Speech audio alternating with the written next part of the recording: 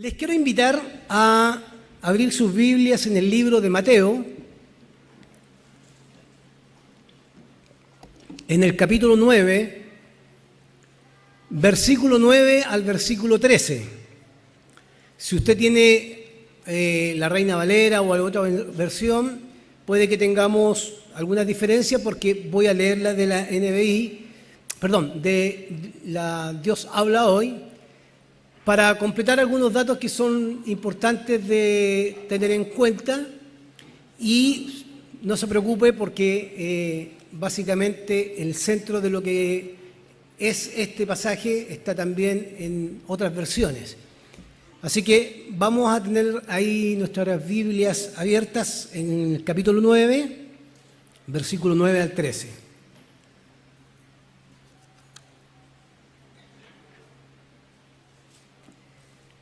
Y dice la palabra del Señor: Jesús se fue de allí y vio a un hombre llamado Mateo, que estaba sentado en el lugar donde cobraban los impuestos para Roma. Y Jesús le dijo: sígueme.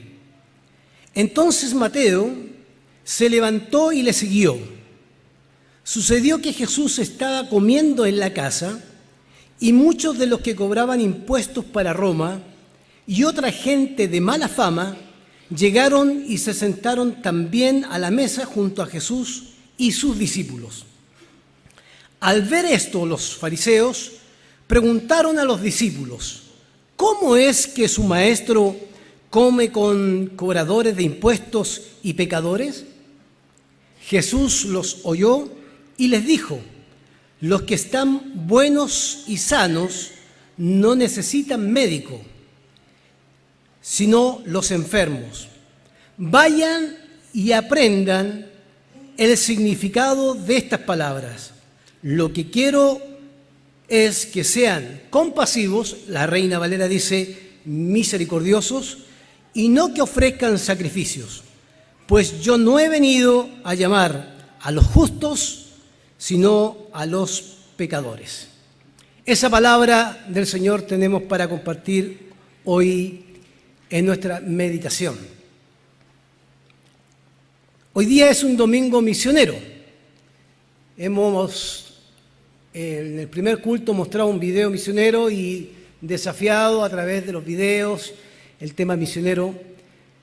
Pero también es bueno pensar el tema de la misión desde una palabra como esta, de una experiencia como esta, porque si bien tenemos misioneros en tantos lugares del mundo, de tantas denominaciones, debemos replantearnos también en nuestra realidad cómo estamos comunicando el mensaje del Evangelio. El mensaje del Evangelio. Estoy con mis colegas estudiando un curso que me hizo mucho eco junto con esta palabra, que es cómo el lenguaje religioso se ha ido deformando a través del tiempo.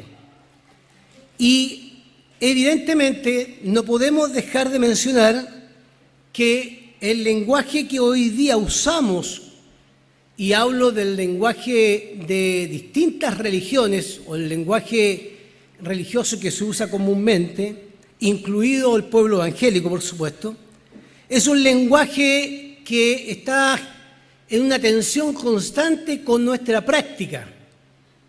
Decimos algo que a veces no todos entienden y que a veces entra en contradicción con nuestras acciones, con nuestra praxis. Hemos caído en la trampa, digo, como pueblo evangélico incluso, en estandarizar la forma en que vivimos la fe. Dicen que aquí en la Alianza Cristiana y Misionera eso no pasa, que pasa en otras denominaciones. Pero a veces nos tenemos que dar cuenta que a veces queremos que todos vivan la fe de una manera, cuando nos damos cuenta que eso no puede ser, es imposible, porque la experiencia de fe que tengo yo no es la misma experiencia de fe que usted tiene. De hecho, el testimonio que usted tiene de su conversión no puede ser mi testimonio para hablar del Señor. Por lo tanto, tengo que usar mi propia experiencia de conversión, mi propia experiencia de fe para comunicar lo que es el Evangelio.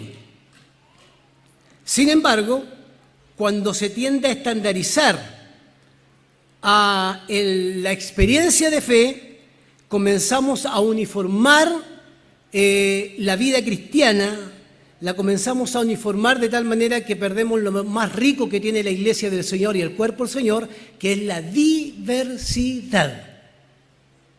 Aquí todos somos distintos y todos tenemos una manera de comunicar esa fe. No es lo mismo hablar de Dios hoy, en este siglo, que hablar de Dios hace 50 años atrás. Las necesidades son distintas, las circunstancias son distintas, la tecnología es distinta. Hoy día usted puede tomar el celular y decir el sermón del pastor Ricardo, que fome es, se lo manda al otro hermano que está en la otra banca en un segundo. Y si su hermano está no sé, en Europa, en un segundo el mensaje le va a llegar. Fome el sermón.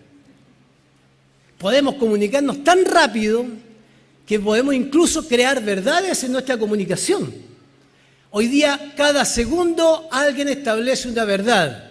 Usted ponga en Twitter, yo creo en Cristo, y van a aparecer 20.000 que le van a decir, yo creo en esto, en esto, en esto, en esto. Cada segundo una verdad. Cada minuto una verdad. Porque una cosa que caracteriza este tiempo es que cada cual defiende su propia verdad. Es más, hay un lenguaje que hemos usado por muchos años que a veces la gente ya no lo entiende. Usted ha escuchado cuando decimos, anduve en Egipto, pastor. ¿Ha escuchado eso? Anduve en Egipto. Y el que viene entrando a la iglesia y es nuevo, oye, ¿cómo te fue? ¿Te sacaste fotos con las pirámides? ¿Visitaste esto otro? Porque para el cristiano antiguo andar en Egipto, ¿qué es lo que era? Descarriarse. ¿Qué significa? Salir del carril. Salir del carril. ¿Y usted camina?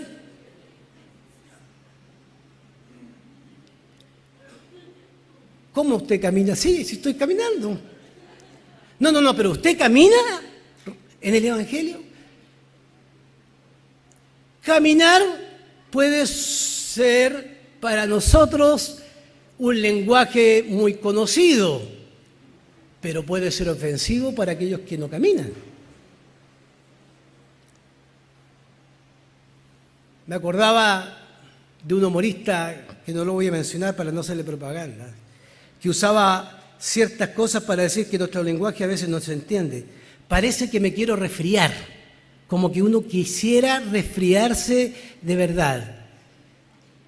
El lenguaje que usamos para comunicar el Evangelio hoy día es muy peligroso, porque podemos confundir a las personas de tal manera que a veces no sepan dónde están y en quién creen. Sobre todo hoy, tenemos un gran desafío en nuestro lenguaje cuando comunicamos el Evangelio, porque tenemos venezolanos, colombianos, peruanos, bolivianos,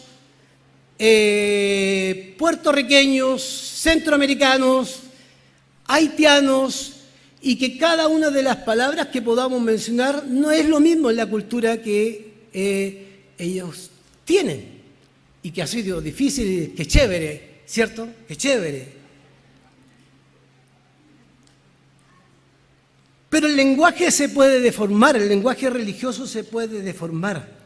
Existe una tendencia a deformar el lenguaje religioso o el lenguaje cristiano cuando nosotros no nos exponemos a estudiar la palabra del Señor. sería bueno preguntarnos desde la perspectiva de nuestro lenguaje, de lo que comunicamos, que no necesitamos una campaña evangelística para predicar el Evangelio. Donde estemos podemos predicarlo. Pero sería interesante preguntarnos si nuestra fe hoy día es una fe inclusiva o una fe que divide o una fe que excluye. Podemos ser parte de una fe que divide a la gente, que lejos de acercarla, nuestro lenguaje los aleja, los asusta. Porque cuando hablamos con tanta espiritualidad que a lo mejor las personas que están recién empezando a caminar, están recién en el Evangelio, no entiendan qué significa este caminar cristiano o este andar cristiano o este seguir a Jesús.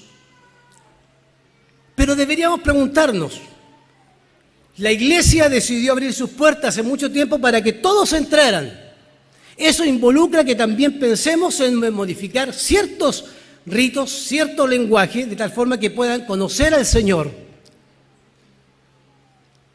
Cuando me acerco al relato de Mateo, es muy interesante porque Mateo está relatando una experiencia que es contra la cultura religiosa de aquellos tiempos. Ustedes observen el texto conmigo cuando dice que Jesús se fue de allí, de un lugar y se trasladó a otro, se encontró con Mateo. Es una información escueta, pero lo único que menciona es que estaba sentado Mateo en un lugar donde se cobraban los impuestos de Roma. Un judío que cobraba impuestos a sus hermanos y a otros gentiles que estaban en Roma, por lo cual estaba ubicado para extorsionar, aprovecharse de los recursos de aquellas personas. A ese hombre Jesús se le acerca con un lenguaje comprensible. ¿Por qué voy a decir comprensible?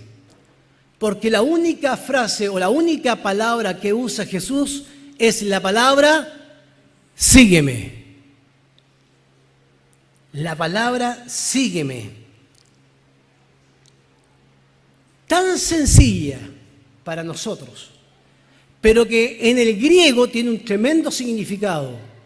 La palabra sígueme en el griego significa ponte de pie y sigue mi camino, o sea, camina conmigo. El sígueme tiene una connotación de discípulo. Al decir Jesús, sígueme, está convirtiendo a Mateo, publicano, recaudador de impuestos, lo está convirtiendo en un discípulo, seguidor de este carpintero de Nazaret, para que pudiera también aprender las enseñanzas de Jesús, pero comunicar también las enseñanzas de Jesús. ¿Quiénes eran los publicanos y recaudadores de impuestos? Primero hay que decir que eran personas odiadas en su tiempo. Los fariseos, los judíos, los escribas, los saduceos odiaban a los publicanos, más todavía si eran judíos. ¿Por qué los odiaban?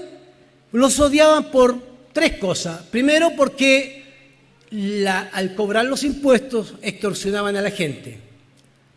Segundo, porque la práctica de tocar lo impuro, lo de lo gentil, los hacía impuro.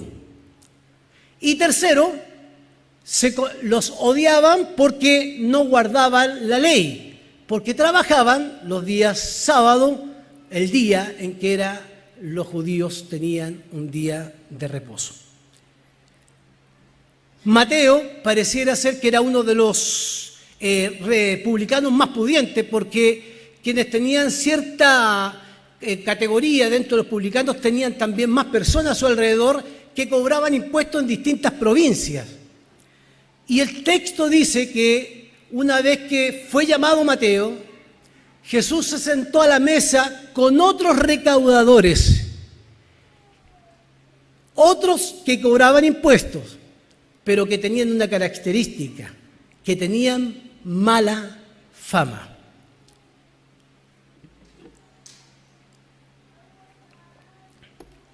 Ningún rabino, ningún escriba o ningún saduceo o ningún religioso judío de la época se atrevería a cruzar una sola palabra con un publicano. Menos se sentaría a la mesa a comer con un publicano. Jesús rompe con la cultura religiosa a tal punto que es cuestionado por los escribas, o por los fariseos, perdón, de cómo él podía con sus discípulos sentarse a la mesa y poder compartir con ellos este banquete. Sentarse a la mesa era una práctica que tenía un maestro con discípulos. Era una práctica que hoy día no es tan valorada como era en aquellos tiempos y como es en el Oriente.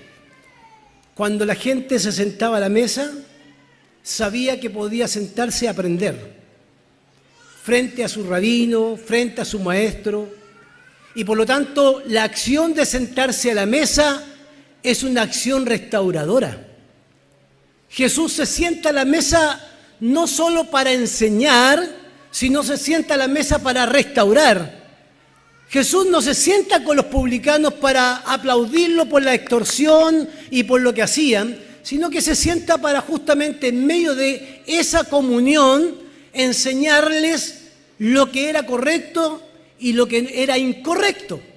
Y ya tenemos el ejemplo de Zaqueo en otro pasaje de la Biblia, que cuando Zaqueo sentado a la mesa con Jesús, con el solo hecho de escuchar esas palabras sanadoras, restauradoras de Jesús, se para de su mesa o se sale del lugar de comida, sale a buscar los tesoros y dice: yo, Señor, entregaré todo y más a todos los que le he robado.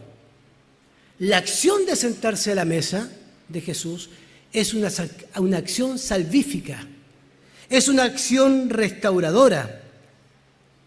A mí me gusta resaltar las palabras cuando uno lee un texto bíblico, porque lo que se acostumbraba en aquellos años cuando un rabino necesitaba tener un discípulo, no era que el rabino invitara al discípulo a seguirlo, sino que era el discípulo quien le rogaba al rabino: ¿me permite seguirte? Y el rabino decidía. Jesús hace todo lo contrario a lo religioso, todo lo contrario a lo cultural. Y le dice a Mateo: sígueme, ponte en mi camino. A partir de ahora, solo con esa palabra le está diciendo: a partir de ahora tú eres un discípulo que caminará conmigo. Y no solo eso, no solo camina con Jesús, dice el relato que se levanta y lo sigue, sino que entran en la casa de un impuro, entran en la casa de un ladrón y entran en la casa de un lugar donde hay más ladrones y más impuros con mala fama. Y Jesús se sienta con ellos a comer. Lo que estaba totalmente prohibido en la ley, de que ningún judío podía sentarse a la mesa, ni podía compartir con un gentil o un publicano contaminado por el hecho de haber tocado los objetos de los gentiles, por haber tocado lo inmundo, y ceremonialmente o ritualmente eso estaba prohibido, tenían que purificarse. O sea, Jesús dos cosas hace. Una, convierte a un ladrón odiado en un discípulo, y dos, se sienta a la mesa con los cuales nadie se sentaría en aquellos tiempos a comer. Yo quisiera mencionar por lo menos 4 cosas que a mí me llaman la atención de esto. Primero, el relato nos muestra una cosa sumamente importante que no tenemos que olvidar: que la gracia de Dios no tiene que ver o no es un regalo cerrado y específico para personas que califican para entrar al reino de Dios. Yo no he venido a llamar a justos, dice Jesús. He venido a llamar ¿a quién? A pecadores arrepentidos. Cuando hablamos del lenguaje religioso y cerramos las puertas para que otros lo comprendan, estamos cerrando la gracia de Dios para que otros puedan entender cómo Dios, a través de su Hijo amado, los ama de tal manera que es capaz de sentarse con ellos a la mesa.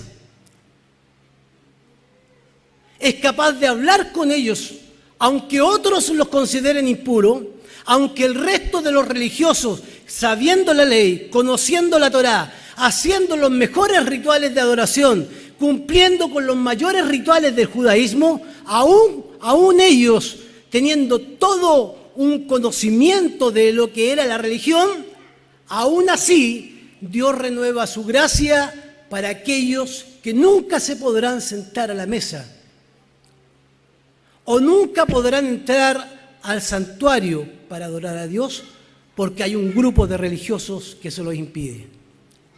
No olvidemos que la gracia de Dios no tiene que ver con títulos, no tiene que ver con lo popular que seamos, con los dones que tengamos, con las habilidades que tengamos. Tiene que ver con un regalo de Dios porque Dios nos ama de una manera especial. Estoy hablando de la humanidad. Y por supuesto quiero recordar esto, porque acá no somos, o acá la iglesia, en este contexto de la iglesia, no estamos los mejores, sino que estamos los pecadores. Levante la mano el justo.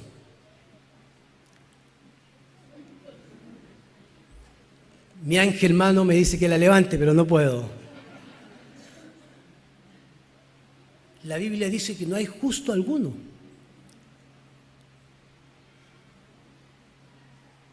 Estamos acá porque necesitamos de la gracia del Señor.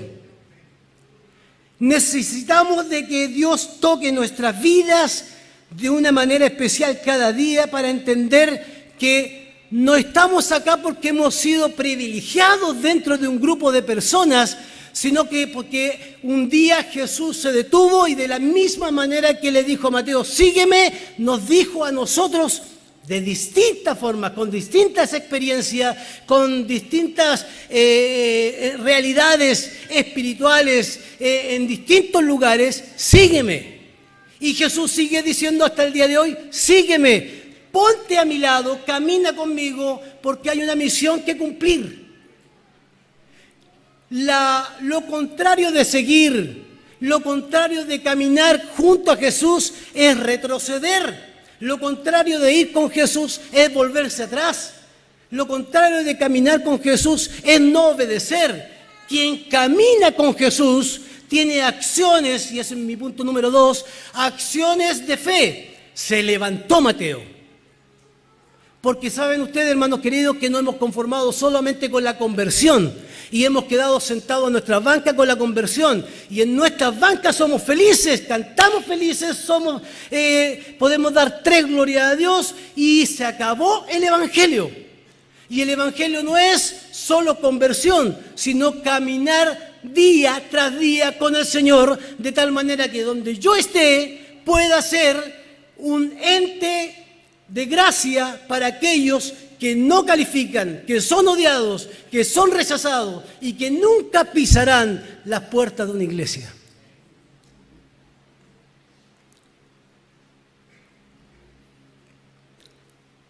En tercer lugar, en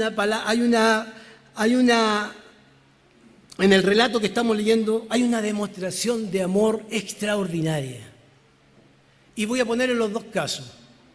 La demostración de amor del que se sintió restaurado solo al escuchar la palabra sígueme, Mateo, que se levanta y va con el maestro.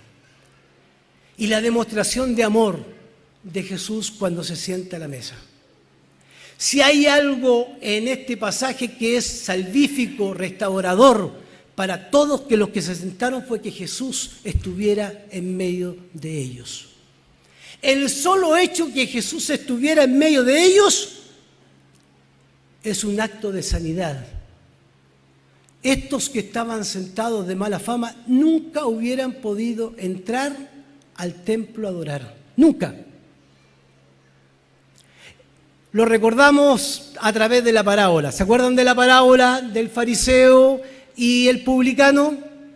Y el fariseo: Señor, te doy gracias porque yo doy los diezmos y doy las ofrendas y soy mejor que todos los hermanos de la Alianza Cristiana y Misionera.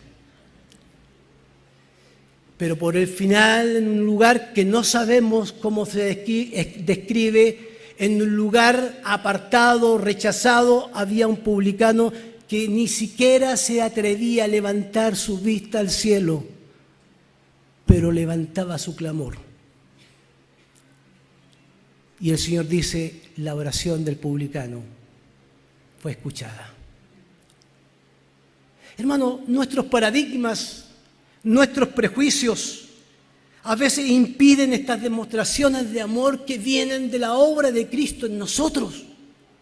Cuando nos llenamos de prejuicios con personas, retenemos la gracia y el amor de Dios para aquellos que necesitan el abrazo, el acompañamiento, entendimiento y comprensión.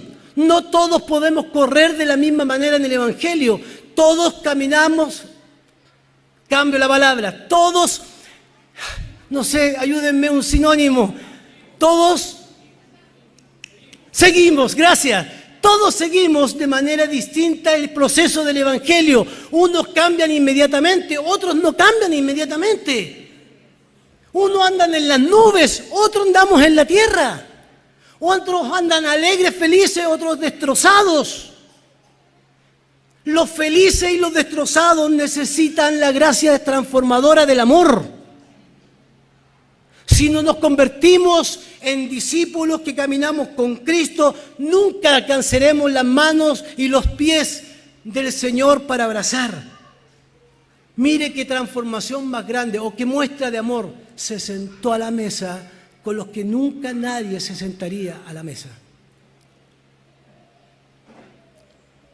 Pero como en toda cosa buena, restauradora y sanadora, siempre hay algo que no agrada a los que son fariseos. Los fariseos aparecen en el versículo 11 para poder cuestionar las acciones salvíficas y transformadoras. ¿Cómo tu maestro se sienta con pecadores y publicanos? Hermanos queridos, siempre existirán comunidades cristianas, personas que mirarán en menos, con desprecio, a aquellos que no califican para entrar. Incluso seremos tan violentos que diremos que no son puros y no son santos y no son dignos. Incluso podemos usar palabras tan violentas para evangelizarlos que, lejos de acercarlos al reino de Dios, los vamos a alejar más del reino de Dios. Siempre habrán fariseos. Siempre habrán aquellos que creen ser mejores que otros. Siempre habrán aquellos que creen que Dios los va a aceptar por sus logros, por sus logros espirituales. Siempre habrán en nuestras comunidades personas que colocarán por sobre los humanos, el amor, por sobre las personas, las normas, las reglas, las instituciones, el legalismo. ¿Somos nosotros hoy buscadores de publicanos? ¿Nos sentamos con los publicanos o nos alejamos de los publicanos? ¿Estamos dispuestos a establecer un diálogo de amor restaurador en la mesa cuando nos sentamos con personas que nunca han escuchado adecuadamente el Evangelio de Jesucristo? La respuesta de Jesús es totalmente aguda, con una autoridad espiritual tremenda. Versículo 12. Jesús los oyó y les dijo: los que están buenos y sanos no necesitan médico, sino los enfermos. ¿Quién eran los enfermos en el relato de Mateo? ¿Quién eran los enfermos? Díganlo, hermano, para que participe conmigo. No tenga miedo, va a salir en televisión, así que aproveche. Los fariseos. ¿Y saben por qué eran los enfermos? Porque deformaron la religión, deformaron la ley, convirtieron la ley en un cuadrado rígido donde nadie entraba. Convirtieron la ley en algo que no era algo espiritual. La hicieron un dogma cerrado. Por lo tanto, cuando la ley la interpretaban, no le colocaban en el espíritu que Jesús le colocó. Oíste que fue dicho, mas yo os digo que Jesús cambió ese paradigma. Cumplió la ley, la completó, le agregó una ley distinta. Por eso cuando dice, los sanos no tienen necesidad de doctor, los enfermos sí, ustedes tienen necesidad de doctor. Y lo dice claramente en los versículos siguientes. En el versículo 13, miren lo que dice. Vayan a los fariseos, que se sabían la Torá, los profetas, se la sabían de memoria, tenían los rituales más hermosos, los manejaban de la A a la Z, completos, los cumplían la ley, cumplían todo. Y les dice Jesús, vayan y aprendan de estas palabras. Lo que quiero es misericordia y no sacrificio. Fíjese que la palabra aprender es un imperativo, es como vayan y hagan discípulos, ir y hagan discípulos. Este es el mismo tenor, vayan y aprendan, porque pareciera que por más que conocen la ley y las normas de la ley y las reglas de la ley, no conocen a Dios. No conocen a Dios, no conocen que Dios es tardo para la ira y grande en misericordia. Hermanos, podemos pasar años en el Evangelio y estar totalmente deformados. Podemos conocer, mire, lo dije en una conversación con mis colegas acá que estudiamos, de estudio. Nosotros hablamos más de Cristo, conocemos a Cristo, leemos de Cristo, sabemos todas las parábolas de Cristo, todas las obras de Cristo, pero no hacemos lo que Cristo nos dijo que hiciéramos. Por lo tanto, todo el conocimiento de Cristo se convierte en algo teórico y entra en tensión con nuestra praxis. Cuando Cristo les dice, vayan y aprendan, lo está colocando a ellos, los enfermos, a que tienen que volver a replantearse la manera en que aprendieron de Dios. Hermanos queridos, la academia bíblica la cual nosotros tenemos y todo lo que hacemos en la iglesia es para que cada día nos replanteemos cómo hemos leído la fe, cómo hemos leído a Dios. Porque ya cuando leemos a Dios desde los paradigmas cerrados, cuadrados, estructurados, legalistas, tenemos que conocer otros aspectos de Dios que se muestran en la Escritura. Necesitamos a veces ser reevangelizados. Y un ejemplo claro para eso que quiero colocar sin leerlo de la Biblia es el ejemplo de Pedro. Pedro tiene que ir a un romano, a Cornelio, pero no puede ir a Cornelio hasta que no sea transformado con el lienzo que ve en esa visión. Pedro mata y come, Pedro mata y come. Porque para llegar a los pecadores y recaudadores, a los rechazados de la ciudad, primero tenemos que ser transformados en nuestro corazón nosotros. Todas nuestras deformaciones religiosas y nuestras deformaciones de lectura de la Biblia tienen que ser replanteadas y revisadas constantemente, o se fosilizan doctrinas que lejos de abrir las puertas, las cierran para que conozcan a Jesucristo, que llama a los recaudadores para que sean sus discípulos. Menciónenme un discípulo de Jesús que no haya tenido un corazón pecador. Todos cometían errores. Todos. Lo siguieron haciendo hasta el día de la resurrección. No creyeron en la resurrección. Después que se le apareció Jesús, necesitaron prueba. Tóquenme. Los discípulos de Jesús no son los perfectos, son los que se dejan transformar de día en día por la mano de Jesucristo. Conclusión. Todo pastor tiene que terminar con una conclusión. El vaya y aprendan, me parece significativo no olvidarlo. Significa exponerse, que alguien me enseñe nuevamente. A lo mejor perdí de vista lo que significaba vivir la fe en Cristo. Usted tiene la academia bíblica, no la pierda, no la pierda. Hermano querido, no pierda esa oportunidad.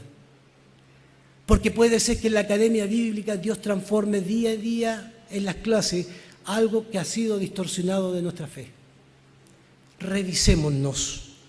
Eso es lo primero.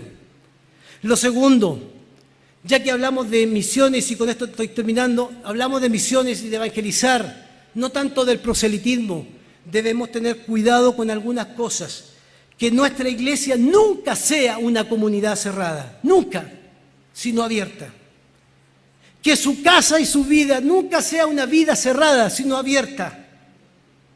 Que nunca desde el legalismo extremo tratemos a las personas, sino que podamos tratarlas como Jesús las trató, con misericordia.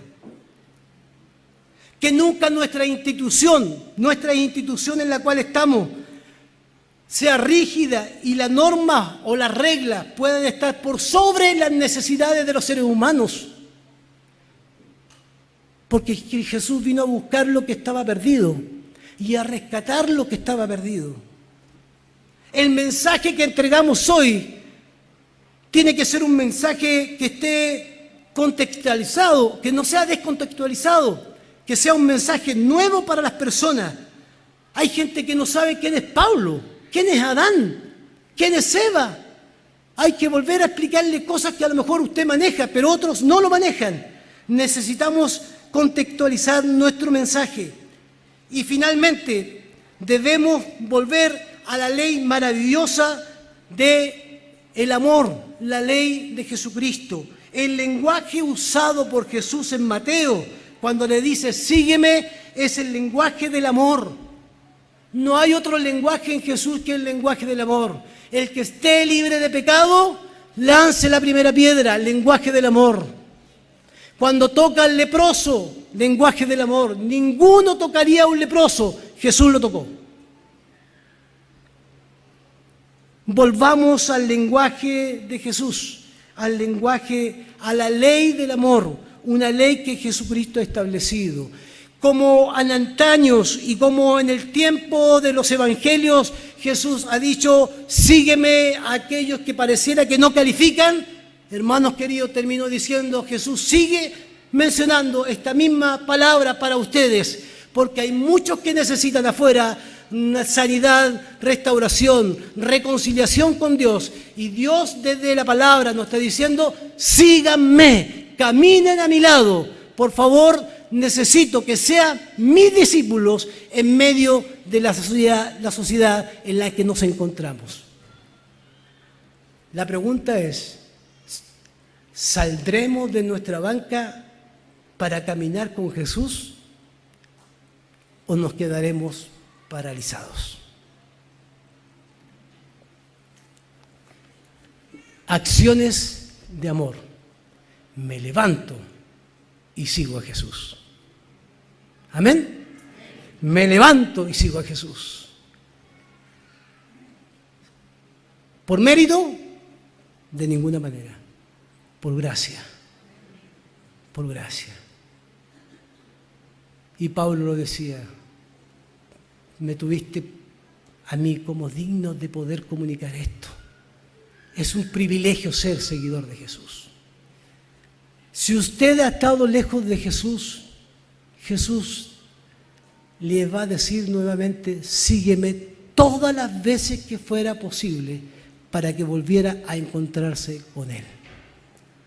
Si usted ha dejado el Evangelio, Jesús le está diciendo nuevamente, sígueme, sígueme, sígueme, para que vuelvas a ser mi discípulo.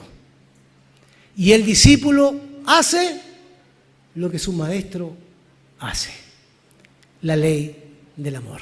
Póngase de pie y oramos al Señor.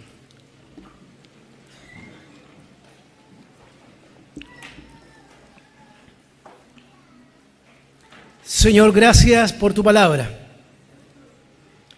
Desafiados estamos, pero también con un sentimiento de gratitud profundo en nuestro corazón.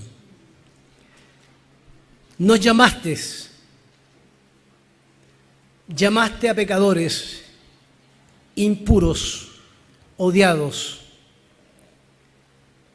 para que puedan ser tus discípulos. Y a eso, Señor, los usaste para comunicar tu palabra. Hoy nosotros queremos ser tus discípulos, Señor. Ayúdanos a practicar la ley del amor que tú practicaste, Señor, en aquellos tiempos en que estuviste con nosotros. Pedimos tu ayuda en el nombre glorioso de Jesucristo. Y restaura la vida de aquellos que, aún escuchando el sígueme, han querido arrancar. Restáuralos para que se vuelvan al camino que tú has trazado para nosotros. Lo pedimos, Señor, en el nombre de Jesús. Amén.